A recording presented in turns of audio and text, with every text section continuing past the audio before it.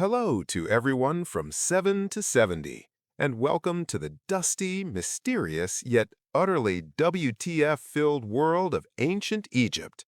I am your familiar, sarcastic historian. And yes, I know, you're all curious about those gold-gilded sarcophagi of the pharaohs, their massive pyramids, and Cleopatra's iconic hairstyle. But hold on a second. Have you ever wondered what an ordinary day in ancient Egypt was like? I mean, if you're the king, your life is basically a royal buffet. But what about a poor farmer, a craftsman? What were they doing? Did they wake up in the morning saying, "Bro, are we building pyramids again today?"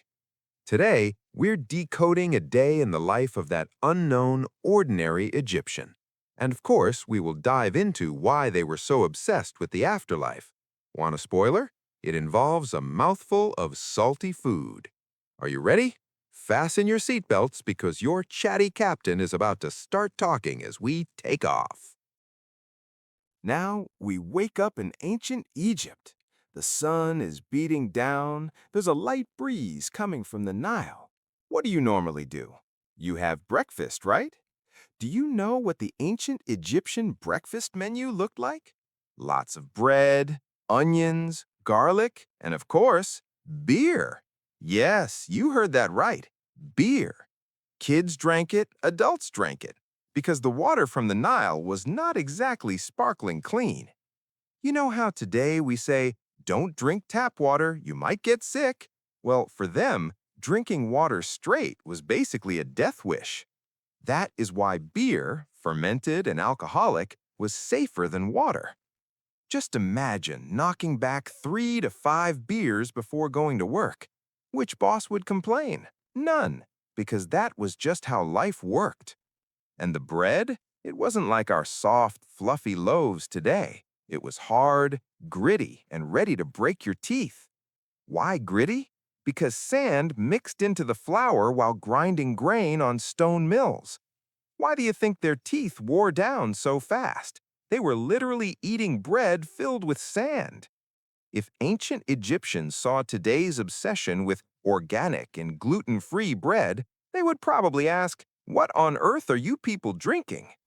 And clothing? Thin linen. Why? Because it was hot, my friend. Forget fashion trends and all that. The goal was not to sweat. Men wore something similar to a loincloth, and women usually wore a single-piece, strappy dress. Pharaohs and nobles dressed a bit more elaborately and showy, but the majority wore simple and functional clothing. Just imagine today's influencers living in ancient Egypt. The internet would explode with posts like, "My Sunday outfit with my new linen dress by the Nile, thoughts?" The hashtag game would be legendary. Maybe that's where taking a selfie by the Nile originated. You wondering what their houses were like? Let me tell you, their homes were not luxurious at all. They were made of mud brick, usually single-story, sometimes with a flat roof where they could sleep at night. Windows? Very rare. Why? The sun. And of course, flies and insects. Today, we obsess over air conditioning, shutters, and mosquito screens. But for them, it was literally about survival. And the rest of the day? Mostly working in the fields, doing crafts, or building pyramids. In other words, the classic struggle for life. The Nile might overflow or dry up at any moment. They constantly worried about the harvest, famine, survival. So in such a harsh life, what do people cling to? Naturally, a better next life. This is where ancient Egypt's famous death obsession begins. As if the suffering in this world wasn't enough, there was also a surprise package waiting for them in the afterlife, and you had to make some serious preparations to open that package properly. Yes, the lives of ancient Egyptians depended on the Nile, but their souls depended on the afterlife. For them, death was not the end of life, it was a new beginning. Just like we wait for a new season on Netflix, they were waiting for the next world. But that next season was basically a full-on survival horror mode. To succeed, you absolutely needed a solid cheat sheet. For them, a person didn't just have a body, they also had a soul. Ka was your life force, almost like your twin. Ba was your personality, your identity, your spirit. Yes, that bird-headed figure you've seen in illustrations. And then there was Ak, which was the state that Ka and Ba reached when they united and became something divine. But Ka and Ba needed to reunite with the body in the afterlife. So what happens if the body decomposes? That's where the famous, the terrifying, the utterly iconic mummification. The mummification process, well, this part might make your stomach turn. Get ready. First, they remove the dead person's brain through the nostril using a hooked tool. Yes, through the nostril. Imagine someone poking around your skull with a hook. Sounds like a nightmare, right?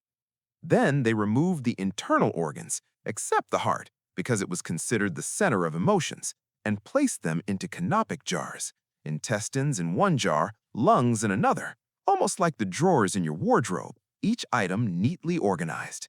And now we arrive at that mouthful of salt situation. To dry the body, they covered it with natron, a type of salt, for a full 70 days. And this wasn't the kind of salt you sprinkle on your dinner. This stuff was harsh and caustic. Imagine someone leaving you buried in salt for 70 days straight. People today say, I'm on a strict diet, but compared to ancient Egyptian mummification, your diet is basically brunch. You could almost hear your soul complaining, Bro, what is this misery? Once I resurrect, I'm drinking a gallon of water. After the process, the body became fully dried, now officially a mummy. Then it was wrapped in fine linen bandages, filled with amulets and magical charms. Why? For protection in the afterlife. Have you ever wondered? The mummy is ready. Now we're prepared to begin that long journey into the afterlife. So let's move on to the soul's journey, the duat. This is ancient Egypt's realm that combines both heaven and hell, and it functions pretty much like an obstacle course. Imagine dying and a video game starts, but not an easy game, more like a full series of boss fights. First, you encounter Anubis, that jackal-headed guardian, and here comes the most critical part, the weighing of the heart. Your heart is placed on one side of a scale, and on the other side sits the feather of Ma'at. Ma'at is the goddess of truth, justice, and cosmic order. In other words, your heart must be lighter than the feather. If your heart is weighed down by sin and wrongdoing, it will tip the scale. And do you know what happens then? A creature called Ammit is waiting right there. A monster part crocodile, part lion, part hippopotamus. She devours your heart. Yes, devours it. That means you cease to exist. No reincarnation, no afterlife. Game over. Think about it. Everything you ate, drank, every heart you broke in life, all reflected in the weight of your heart. If we all had to face that scale today, who knows how many of us would be instant snacks for Amit, LOL. But if you're lucky and your heart is lighter than the feather, then you are allowed to stand before Osiris. Osiris is the king of the dead and the god of resurrection. If he approves of you, he welcomes you to the field of reeds, their version of paradise. It's like a perfected copy of the Nile Valley, abundance everywhere, no work, no hunger, no thirst, and the beer is unlimited, a true celebration.